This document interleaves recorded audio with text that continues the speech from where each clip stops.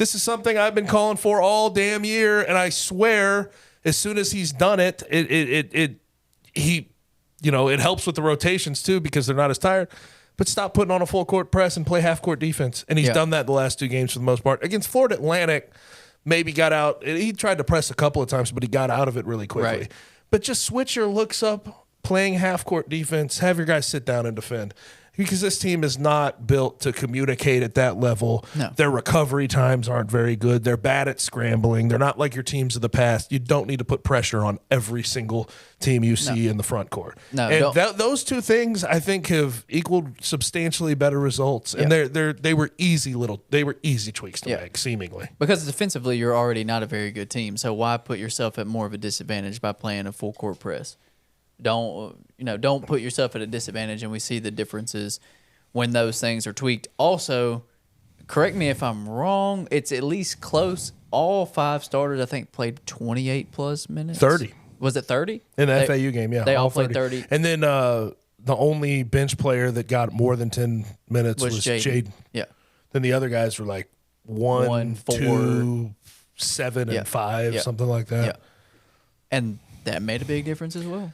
And I think, not having an extended full court press the entire game helps with that. Conditioning. These guys are comfortable and they can move up and down the floor. They're in good enough condition to play half court defense. You don't need to extend them and have them do that consistently. But here's what I'll say, and this is where Penny Hardaway deserves a lot of credit. Making those switches, those are against his intuition, isn't it? Completely against his intuition, because he wants to play that pro-style offense, and he wants to make sure that defense is rugged. You can't breathe. You're a full court press for a majority of the game.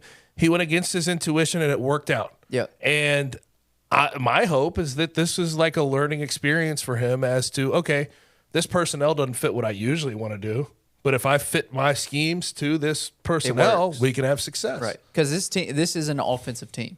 This team is, whether he intended to or not, this team was created and put together as an offensively strong team. Yes. It's what they are. It's what these players' skill sets are.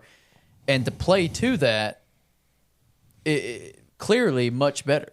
Yep. Because 2 weeks ago, even though I'm sitting here saying, like, I'm not surprised that they beat FAU, and I'm not, 2 weeks ago, we look back and you think after that loss to SMU, you talked about they're going to quit from here. Yeah. And I think that sentiment was heavy that they're going to quit from here. But we wouldn't have thought 2 weeks ago that Memphis could have beat FAU. And they couldn't have without adjustments. Yes. Without the adjustments that were made over this past week, there was just no way. The way that they were going, it was impossible for them to beat a quality basketball team, in my opinion.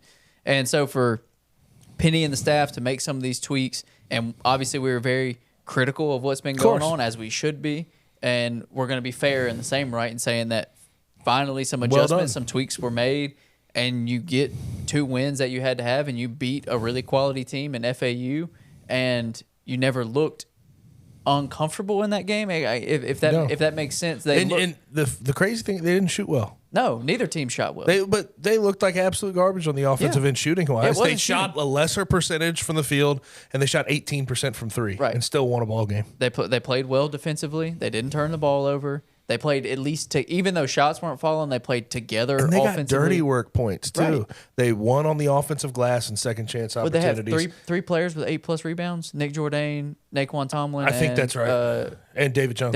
I think that's right. So they won the battle in second chance opportunities, and they won the battle of points off turnovers. They got knockaways. They got steals. They limited those opportunities for Florida Atlantic. They won the points off turnovers battle 18-5.